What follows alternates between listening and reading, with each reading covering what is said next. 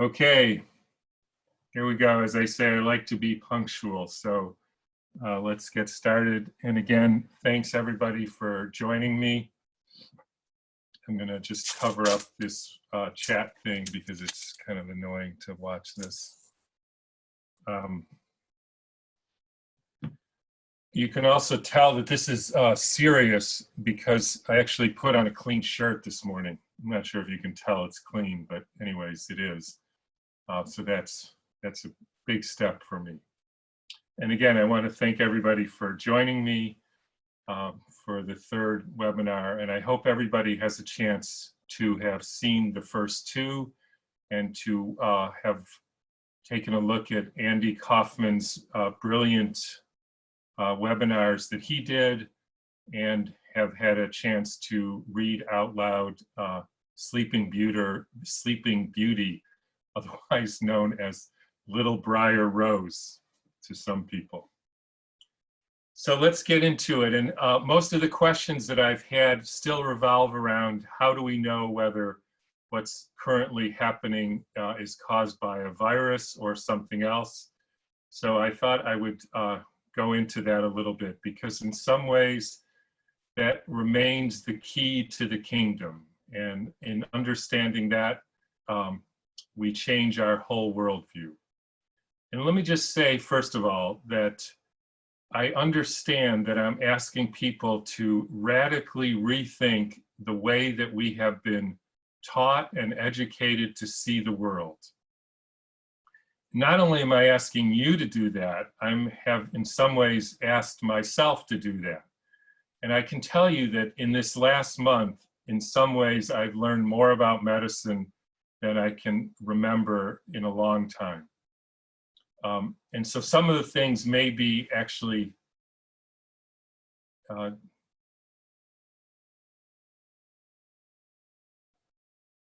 different than I said a month ago. Is it, did something happen to the audio or video? Because I had a change.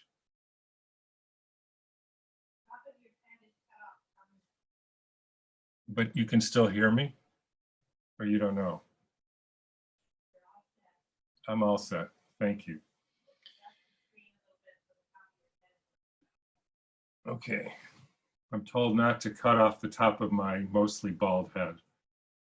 So anyways, again, so let's go over a little bit of the conceptual framework of what I'm talking about, because I think that puts this into perspective. And again, even though I've been questioning these things at least since the early 1980s, it's a process for all of us. We are just re-educating ourselves on how we see the world. And all I can say is it seems clear to me that the way we see the world right now isn't exactly working out for the best. So the way I thought I would start to do this is to just pick another example so you can, in a sense, see, I guess what you would say is the absurdity of this issue. So the example that I thought I would start with is imagine you're an investor, and it's unfortunate that I can't see people's hands being raised or see your reaction, so I'll just have to guess. And I'm an inventor, and I invented a new device, which is a ping pong ball that can knock down brick walls. And this is a wonderful invention because now it allows us to do demolitions much easier. And so all you have to do is take this new ping pong ball and throw it at the wall, and it will knock the brick wall, or literally almost any wall, down. And that saves time and energy, and you don't have to bang walls, and you don't have to get wrecking crews and all that stuff. So I've now invented that, and I'm looking for investors for this, and all you folks out there, you're the investors. So of course, you would probably ask me to show you something that demonstrates, because it's a bit of a weird concept, you know, one wouldn't necessarily think that a ping pong ball could knock down a brick wall. So of course you would ask me to demonstrate that this in fact is real. So of course I would say, sure. So here's what I would do. I would take a ping pong ball and I would get a very small brick wall. So it's a sort of demonstration wall. And I would put the ping pong ball in a bucket of stones and rocks and maybe ice cubes and a few other things. So one ping pong ball in this big bucket. And I would throw it at the brick wall, the small brick wall, and I would demonstrate that the brick wall fell, and therefore I have now proved that the ping pong ball can knock down a brick wall. Now, I think most of you, and I won't ask for raising hands, but if you want to, you can, would say, that's not really proof because you don't know whether it was the ping pong ball, which is unlikely, or all the rocks and bricks and or ice cubes and everything else that was in that big bucket. And so that would, for most of us, would not be sufficient proof. Now, the reason I say that is because if you want to prove that a virus causes a disease and you take somebody's snot who's sick and you introduce that into another person without purifying it, that's more or less exactly the same as throwing a bucket full of bricks with one ping pong ball in it and then claiming that you've proven the ping pong ball is the reason why that it knocked down the bricks. So, okay, I'm the inventor. I can accept that that may not be proof. So what I did then, which I'm about to show you, except of course I'm not going to show you this right now, but I created a computer animation where I now show you this ping pong ball and I shoot it out of this device and it knocks down the computer animated brick wall. And again, I think most of us would say, I mean, that's certainly kind of graphically interesting, but that in no way constitutes proof that a real ping pong ball could break down the brick wall. So then I'm getting a little frustrated now because I'm sensing you don't believe me. I would demonstrate that this is not your usual ping pong ball. This ping pong ball has little spikes on it.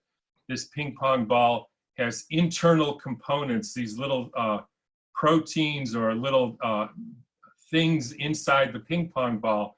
And these were all designed to facilitate the knocking down of brick walls. So there was a little piece inside that grabs onto the wall and sticks to it, etc. So I would describe all these different components of the ping pong ball, and then I would say, there, that's proof that this ping pong ball can knock down the brick wall. And again, of course, most of you would say, that's ridiculous. I mean, it's interesting that there's these components in it, but that doesn't prove anything. And again, there's a very analogous situation. Some people send me stuff and say, here's this New Yorker article, and it describes all these different components inside this virus, and some of them stick to this, and some of them stick to that, and some of them facilitate this. By the way, you can't actually prove that all of those components came from the same virus. But even if you did, nobody would think that that's proof that this ping pong ball could knock down the brick wall.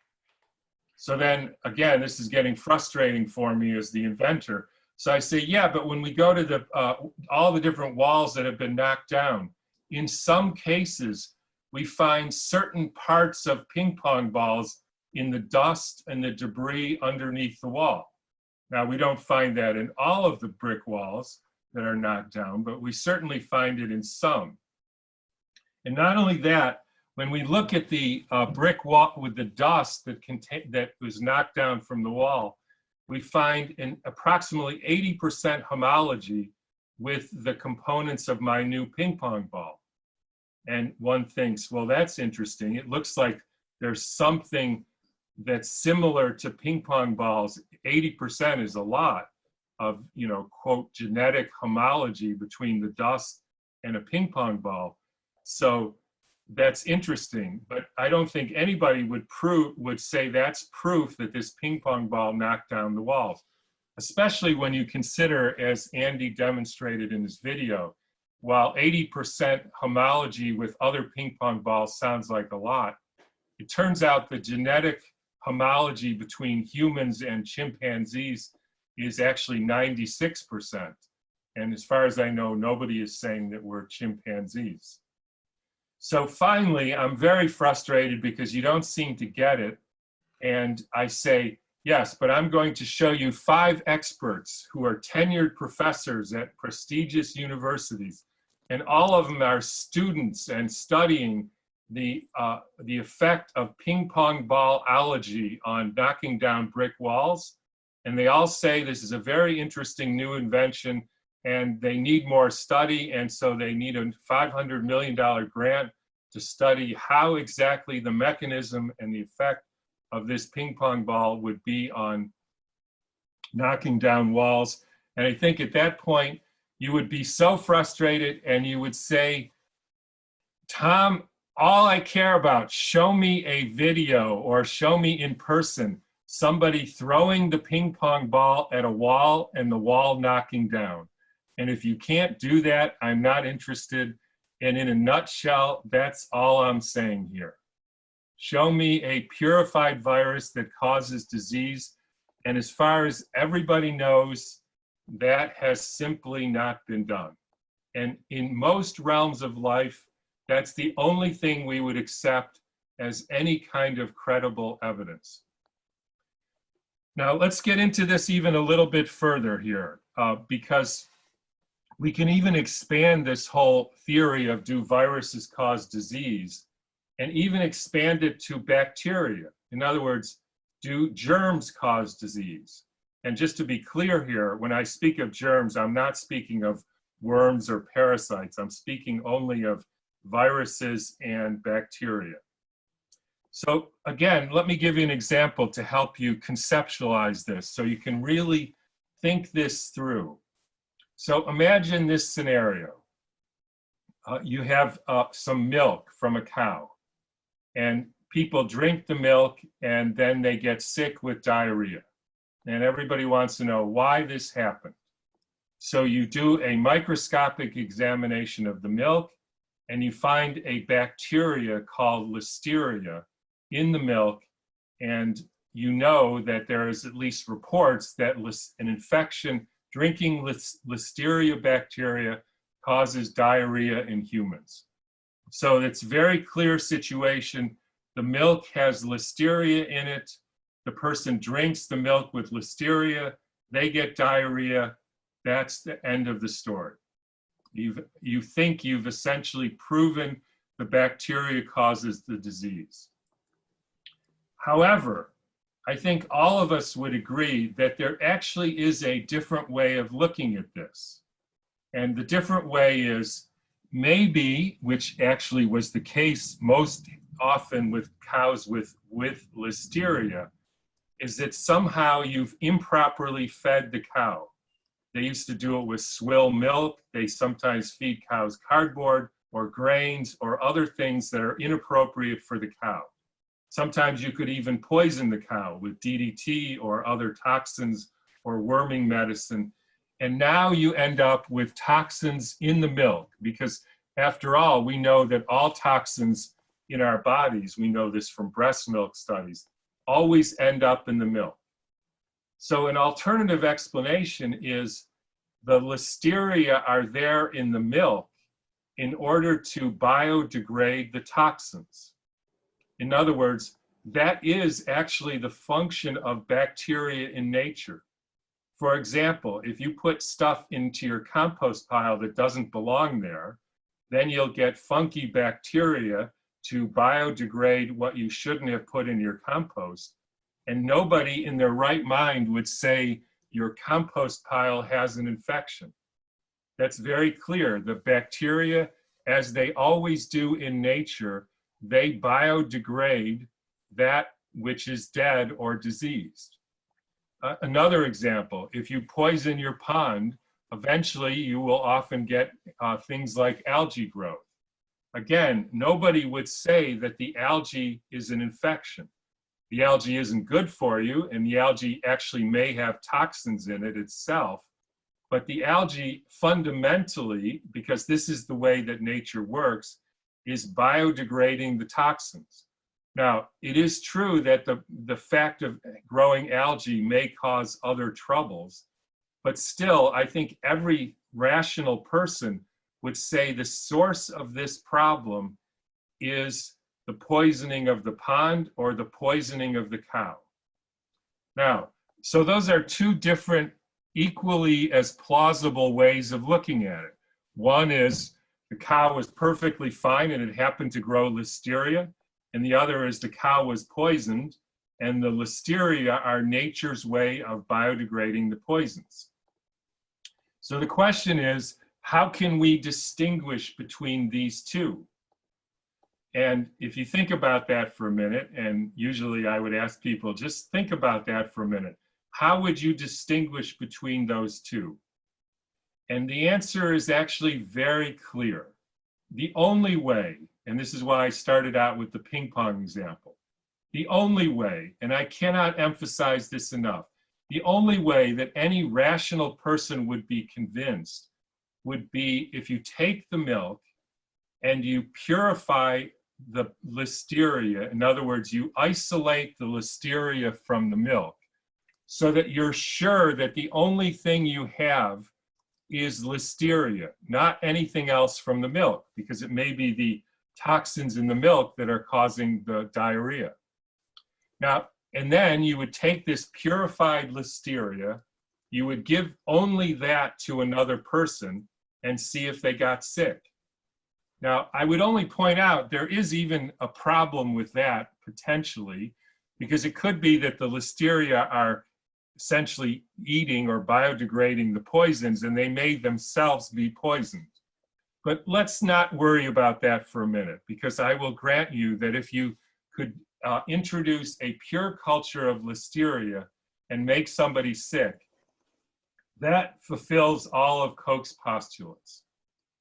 So the question then, which is the part that I've really had to struggle with, and only I would say in the last month have I been really convinced of this through my own research and listening and watching to so many people who spent decades looking into this, is, has that actual study ever been done?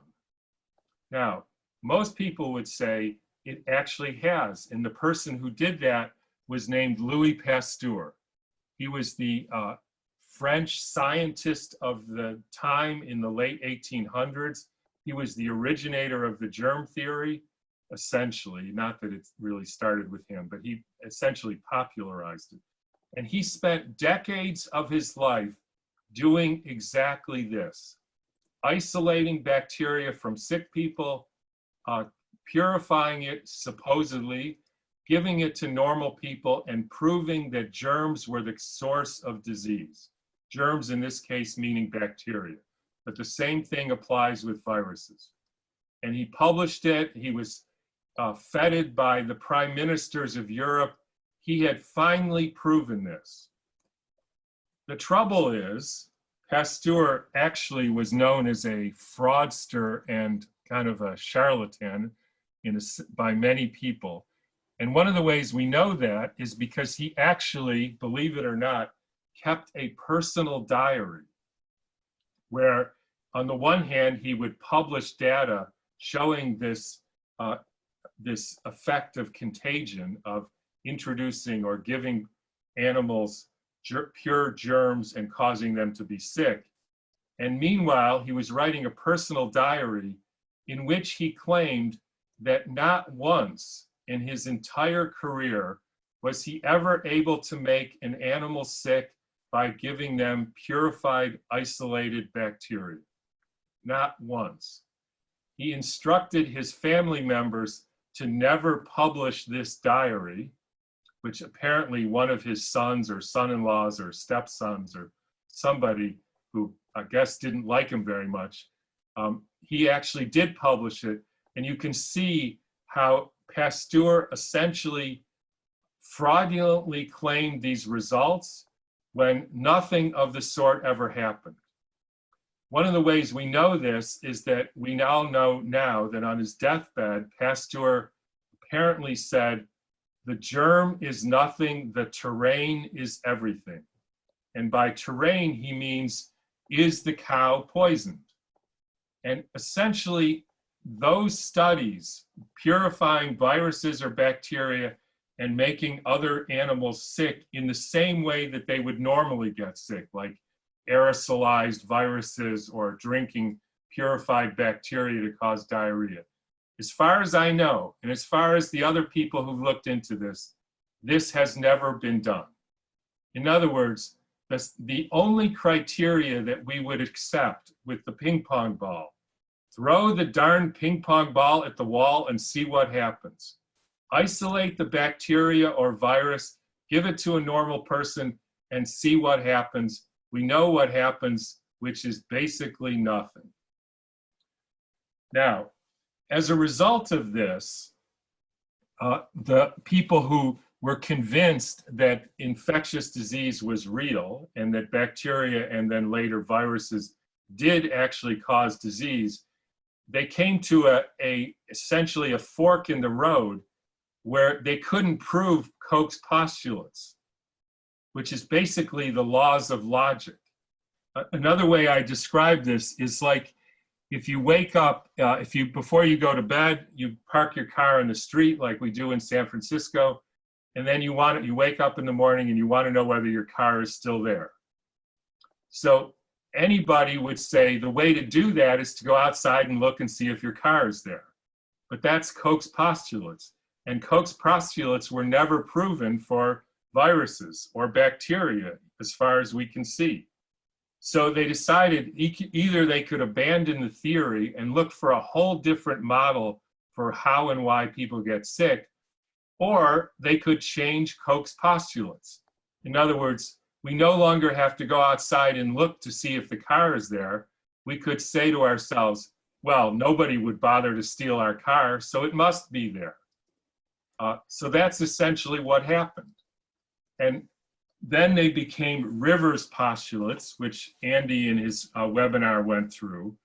And then later they became what are called Hill's postulates or Hill's rules. So this I found on Wikipedia as the new way that we decide whether or not a virus is the cause of a disease or a bacteria. Because again, they couldn't prove Koch's postulates, which is basically simple logic. So the solution was to change the postulates. And there's about 10 or 11 of these postulates, which I won't read them all, but I am going to read 3. And I just want to point out, these were apparently made in around 1965, middle 60s. And these are still to this day accepted widely by the public health community and by epidemiologists for how we prove viral causation. So let me just read 3 of them. Number 3, causation is likely if there is a very specific population at a specific site with no other likely explanation. In other words, you can now say that a virus caused this disease if a bunch of people get sick and you can't think of another reason why they got sick. Postulate number 5 says, quote, greater exposure should generally lead to a greater incidence of the effect. That sounds reasonable. However, in some cases, the mere presence of the factor can trigger the effect. In other cases, an inverse proportion is observed. In other words, greater exposure leads to a lower incidence. So if you translate that, what it means is if you have a greater exposure to this virus, you will have a greater incidence of the disease. Or it may not have any effect on the disease. Or it may lead to a lower effect of the disease or a lower incidence of the disease. I would only say that that covers all your bases. In other words, more exposure could get worse, could be the same, or could get better. And then number 8 is, quote, occasionally it is possible to appeal to experimental evidence, which means, I guess, occasionally it's not possible to appeal to experimental evidence. And so you just have to guess, or you just have to believe that that's what's happened. Now, I'm all for believing in things, right? And I don't want everybody to send me Bruce Lipton's book on the biology of belief. I like believing in things. I think it makes a big difference, as I'll say in a minute, what we think. But I don't want people to prove that a virus is the cause of disease because they believe it or not. And so actually then I decided to look into who actually was the originator of these Hill postulates, because it wasn't clear. And, you know, this is a time where we have to be very clear about our research and all. So I put my team to work on it, and we tried to figure out who actually came up with these postulates. And at the end of the day, we came to two possible sources. One was Daffy Duck, and the other was Tinkerbell from Peter Pan. And it turns out I don't think Daffy Duck was around then, so it could only be Tinkerbell, which is based on the theory that if we believe hard enough, it must be true. And again, I have nothing against believing things, but I don't want us to prove that viruses cause disease without any experimental evidence, or just because we can't think of another cause. So I think I'm going to leave this whole viral thing for now, except to say that when I talked about the three levels of this, so the first level is the sort of normal viruses, normal Koch's postulates. The second level is the exosome theory, which is what Andy and Sayer and others have been talking about. In other words, it turns out, and the reason you find this ping pong dust at some of the sites where demolitions have occurred, the ping pong dust would be like the exosomes. So there's a whole lot of things that create exosomes, which are actually, as I originally said, essentially excretions of our own poison cell. There are many things that cause this, including incubating your virus or snot, unpurified snot, in lung cancer cells, which is originally how they described this coronavirus. So essentially these exosomes, which look identical to viruses, can be produced by lots of different influences, including, again, as Andy demonstrated, one of the things they can be produced by is fear. And that is probably the explanation, in fact, for sure, assuredly is the explanation of why you find these viruses associated with people who are sick and poisoned and a whole lot of other things. So that's level 2. And it's level 3, which I really wanted to talk about today, which is at its core. And again, I realize I'm essentially trying to change our entire conception of how we see the world. First, by questioning the whole germ theory and saying that we actually live in a much more cooperative universe. The bacteria and the viruses, the bacteria biodegrade poisons, the viruses / exosomes are messengers between people to share information, between people, between cells, between tissues. But we have to account for this third level, which is, as I said, fundamentally, we now know that the Newtonian model of the universe, of reality, meaning we are only composed of not dead, but physical substance, in other words, atoms, is totally in contradiction to modern quantum physics theory. They say that we're made of atoms. Atoms are 99.9% space. And we're also made of waves, which are no substance at all. And as hard as that is for us to wrap our brain around, that seems to be the reality. In other words, if you wanted to put this in another way, there is a sort of energetic universe, even if we can't actually see it, although I would say we certainly experience it.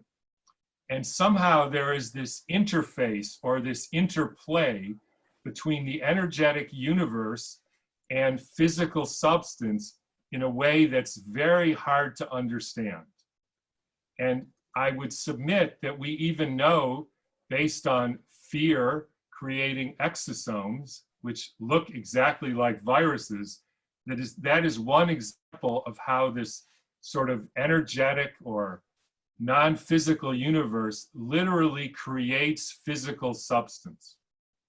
Now, in order to sort of demonstrate that, I wanted to read a few things that Rudolf Steiner actually said about this. And I would admit and freely acknowledge that he said a lot of things about this issue. Some of them are contradictory, but what I'm going to read is a real example.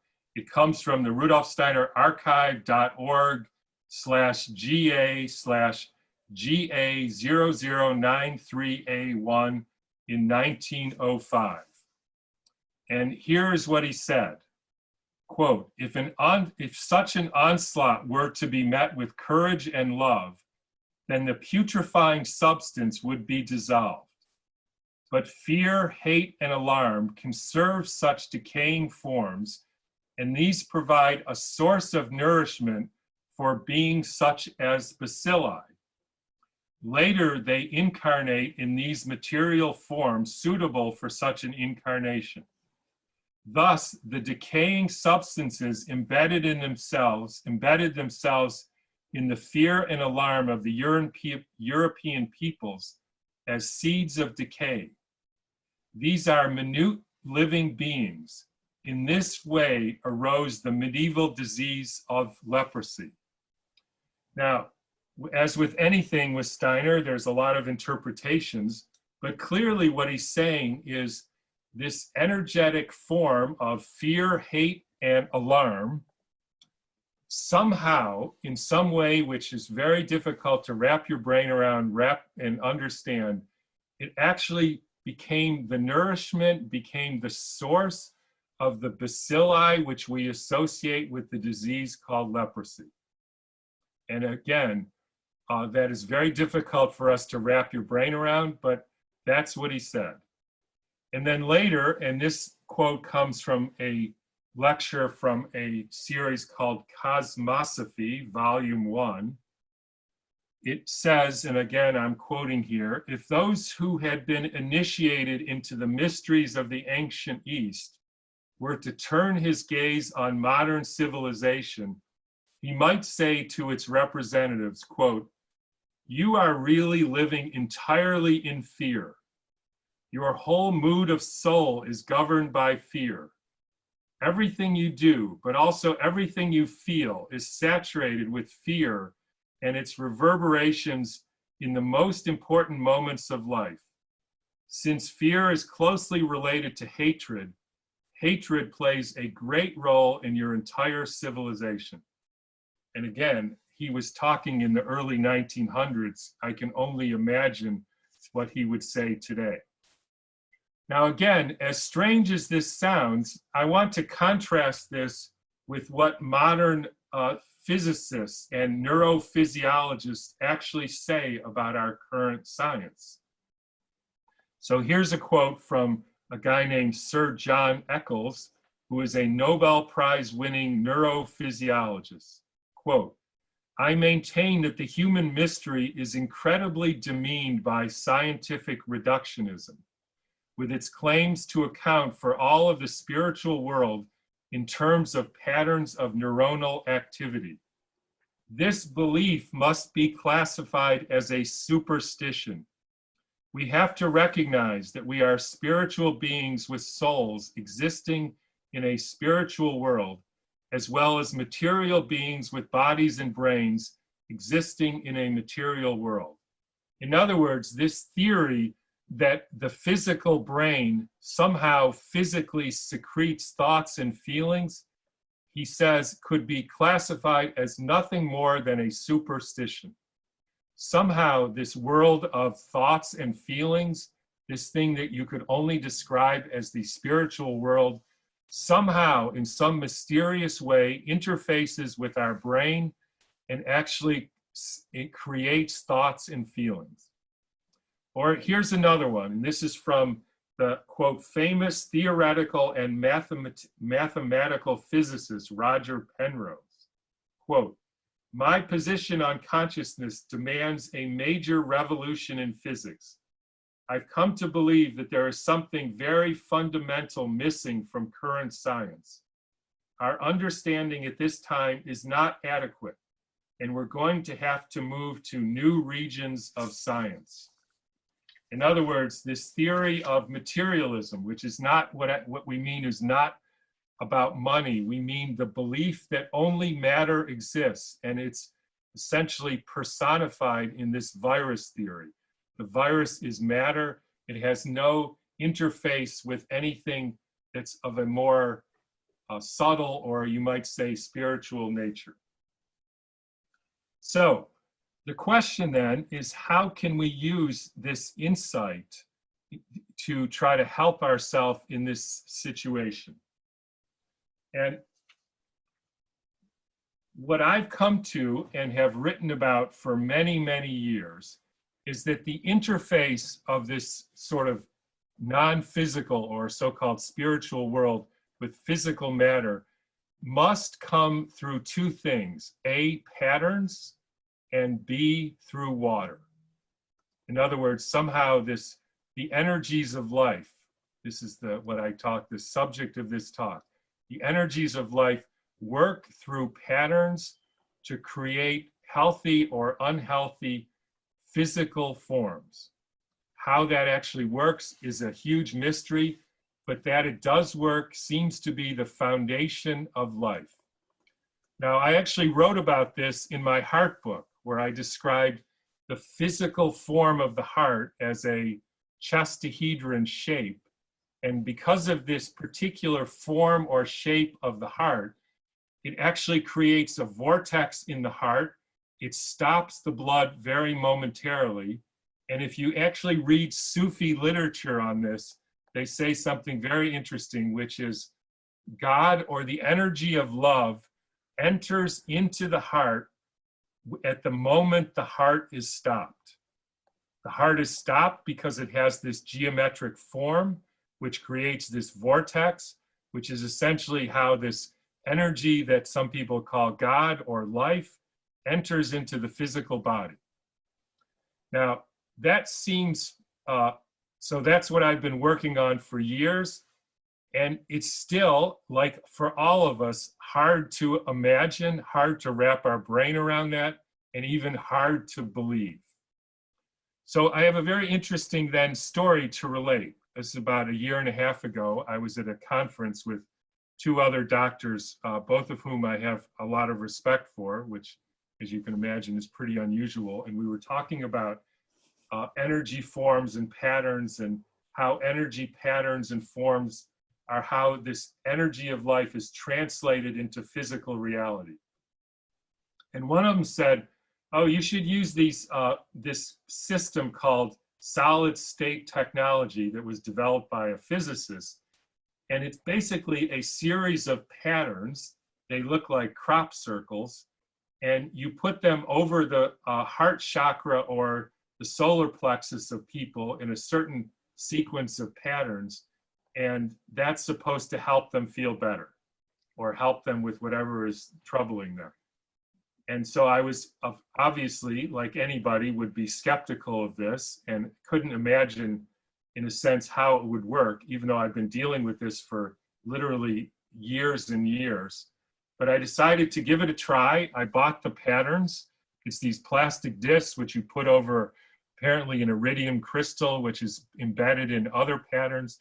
And it takes about 45 minutes, and you put them on people's heart, etc. And because I had no idea whether there was anything to this, I decided to offer it for a month, free of charge to everybody. Anybody who wanted it would come in with the provision that they had to tell me what happened. So I unfortunately didn't tell Laura and Alyssa, who worked for me. So I came in the next day, and they kind of gave me dirty looks and said 63 people had signed up to do this, and they didn't even know that we were doing such a thing. Anyways, we started doing it, and it's the most amazing things were reported by these people, and I just want to read some of them. So again, these are basically patterns that we put on people's body, and then we just ask them to report what happened. So the first person said, quote, The session was very pleasant and relaxing. I was having an anxious moment and felt more calm when I left the office, but still at the effect of my anxiety throughout the day. I also received my supply of naltrexone yesterday and took one pill before bed. Before bed, I can report that I awoke this morning with no pain in my left rib and back. I can't even palpate it to make it hurt. This was the first time in 2 years that this has occurred. So that was one, and I don't think that was because of the naltrexone. Here was another patient. To quote, I had the new treatment this past Thursday at 5 p.m. Today was the first day in 6 years that I have not had to go to the bathroom for a long time, 9 a.m. to 6 p.m., and I still have not had to rush to the bathroom. Is there a correlation? I hope so. Should I try another treatment? Thank you so much. In addition, I had a normal poop this morning, and I have energy and feel happier. It seems to be too good to be true. I feel like my insides have changed. And then the third one. I really enjoyed the crystal treatment. On the third crystal, I noticeably felt my energy shift into the healing mode. I felt similar to an acupuncture treatment for me. I felt balanced, relaxed, calm. I felt that sensation for a few hours following the treatment. The next morning, I was back in my normal energy state. Now, I would totally admit this obviously doesn't prove anything, but I had probably 60 more experiences very similar to these, although maybe not as dramatic. All I can say is, while this may be a placebo or something, although I often say with placebos, I wish it were a placebo, because then I could just tell people this will work, and then it probably would, except that never seems to actually happen. It convinced me that working with patterns and forms as a way to interface with this energy world and the world of water, which is what accepts these energies in our body, is an interesting and fruitful thing to look into. More than that, I couldn't say, but that's what I came to the conclusion of. And that's what gets us in now to what can we do, because one of my, essentially my main hypothesis with what is happening to people now is still the same. They have this essentially hyperactive immune response, the so-called cytokine storm, and this is from a combination of all the various toxins, glyphosate, aluminum, you name it, lots of things that are going into people's lungs and people's bodies. And that combined with this new energetic toxin called 5G, or accentuated 4G, or just the accentuation of the electromagnetic field exposure that seems to have happened in the last 6 months to a year. And as far as I've said before, to me, that seems to explain all the phenomena, the hypoxia, the inflammation, the neurological symptoms, the loss of smell. All these are classic electromagnetic field sensitivity, toxicity issues. So the question then, and the thing I wanted to become very practical about today, is what should we all do about this? Now, I also want to say at the start that I am not an expert at EMF remediation, far from it. I am new to this field. There are building biologists and people who have been working in this for decades. And I freely admit they know more than I do. But I also have my own way of looking at things. And as I said, my fundamental understanding that the world that we've been sold, that we're just physical substance, there's nothing else that exists, is simply just a superstition. That we live in an energetic universe, and life is the interface of energy with water and our physical bodies, even to the point, as the exosome theory demonstrates, It can even be the source of creation of these virus-like particles, which confuse us and make us think there's somehow an infection here. So when I think about what to do, one option obviously is to do the whole remediation of your room, which is essentially building your room or even your house in a Faraday cage so that there's no toxic EMF exposure coming into your sleeping space or maybe even to your house. Before I say that, I just want to be clear that the only real solution to this is to not do these things, right? So this is very clear. To poison yourself and then spend all your time thinking about how to get rid of poisons is a bit cattywampus, as they say. We should really be putting our efforts into not poisoning the world in the first place, specifically with these electromagnetic field exposures and toxins. But unfortunately, that is the world we live in. So obviously one solution is this sort of Faraday cage building biologist, and most of that I have no quarrel with. The idea of getting rid of dirty electricity and all that things, everybody who can afford to do that and has means to do that, I think should do it. The thing that worries me about this, and again, I'm not an expert on the details, but if you end up in a situation where you could effectively block out all the energies from the world from getting into your bedroom, I can only say that that is a profound worry for me, because human beings are nourished by the electromagnetic fields of the earth and the sun and Jupiter and the planets and the dogs and the cats and the daffodils and the trees and the birds and the frogs. And if you block out all of that, you will be blocking out your connection with the world of nature. You will be blocking out your connection with your own destiny, because in my view, that is where your destiny comes from. So that way worries me, and at this point, I'm not convinced that I want to sleep in a Faraday cage or even live in a Faraday cage, even though I would admit that that's the only solution for lots of people, and I may even be able to be convinced at some point that it can block, that you can rig this so you only block out harmful things and not the actual energies from the sun and the earth. I don't know if we've gotten to that point yet where we can do that. So that's that solution. So then I had to think, is there anybody out there, is there any other system out there that has figured out, it's because the question here to me is not whether energy affects our life, not whether energy affects our health. The question is, has anybody figured out the actual details of how to take these harmful energetic fields, EMFs, et cetera, and whatever, the energetic field from glyphosate and the energetic field from toxic people in your life, and somehow transmute that into something that's healthy? And all I can say is that's an incredibly huge ask.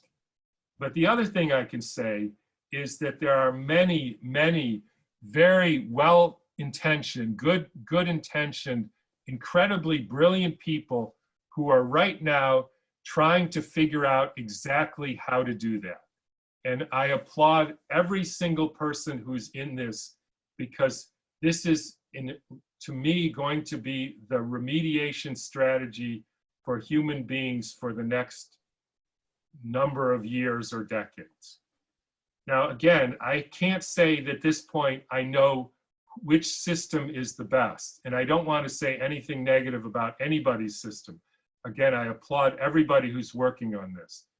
But as far as I can see, the person or the system that has been the most advanced in this is the biogeometry system of Abraham Karam.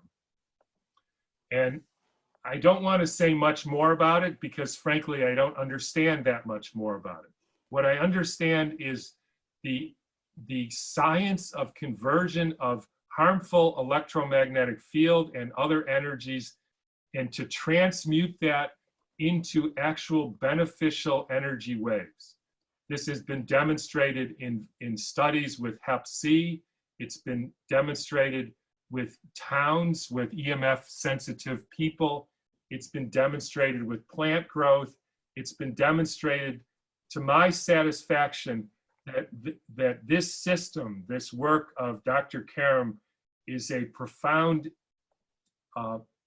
contribution to this field and to the work of how to transmute negative energies into positive energetic sources that human beings and living systems can actually thrive on. So I'm going to leave it there and just encourage everybody to look into it. We're going to post a website, which unfortunately is out of service right now. And this is something that's something that you have to learn over your lifetime. There are certain tools that you can start with right away, and my guess is those will be helpful. And I also know that there are other people, other websites, other companies who are doing also good work in this field. I don't want to say anything negative about that.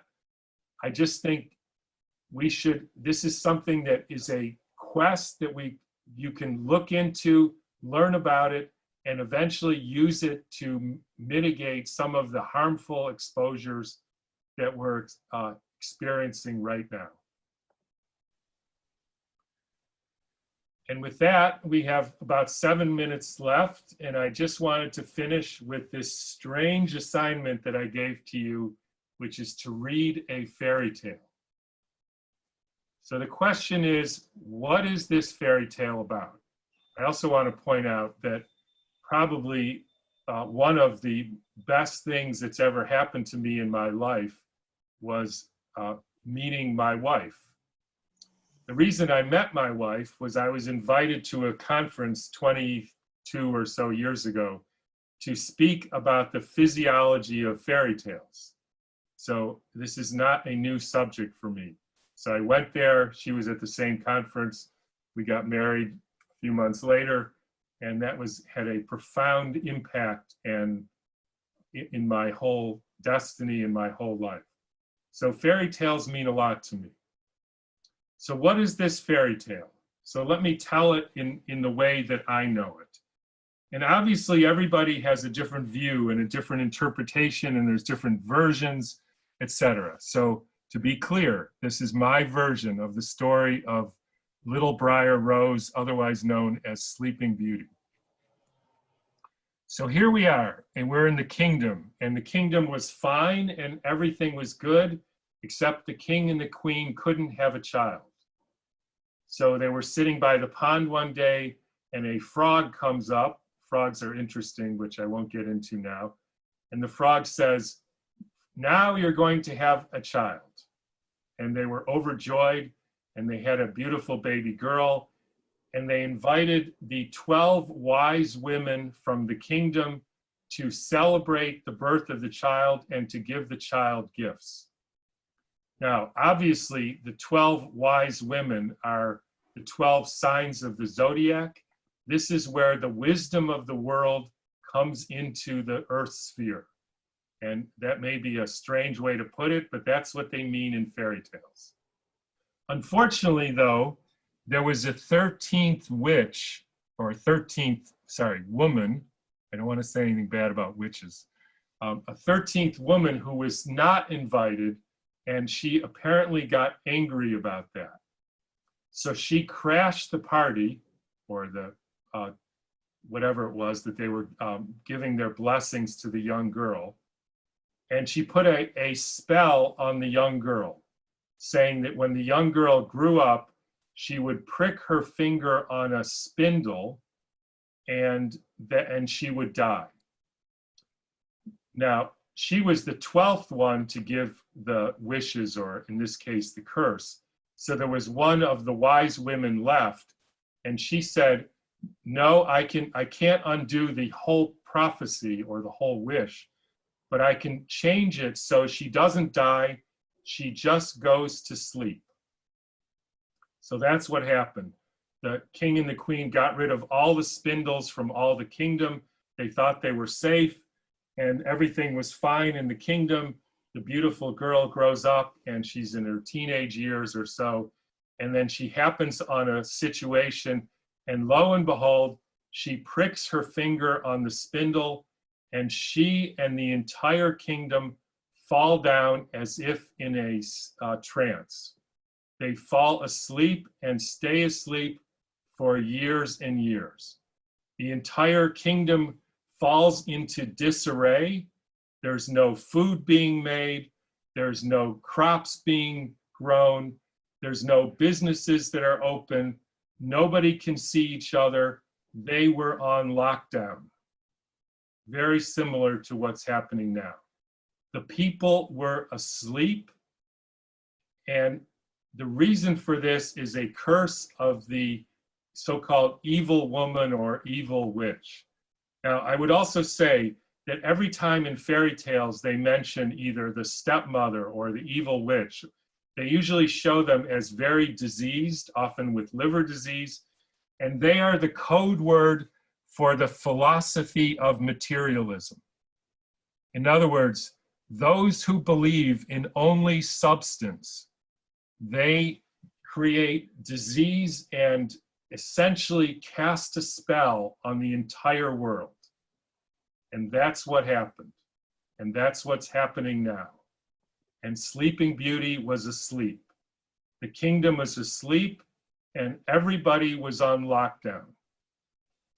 And that goes on for years. And then for everybody who read the story, you know, here's how it ended. At some point, a prince, a young man from another kingdom, heard about this situation, heard this kingdom was under a spell, was under lockdown, and he decided he would go and do something about it. And he travels to the kingdom where everybody was asleep on lockdown, and he notices that the entire kingdom is engulfed in a thorn, basically thorns, and that every person who tried to rescue Sleeping Beauty and rescue the kingdom before has been killed by trying to enter into these thorns. And so the people who were concerned about the prince say, you can't go in there, you'll be killed. And then here's the most important part of the story. What does the prince say? And I'll read it out loud. Quote, I am not afraid. I will go and see the beautiful briar rose. I am not afraid. And because of that, the spell, the thorns have no power over him.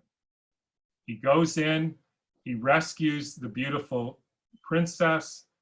Obviously, they get married, live happily ever after, and the kingdom was restored to health and beauty.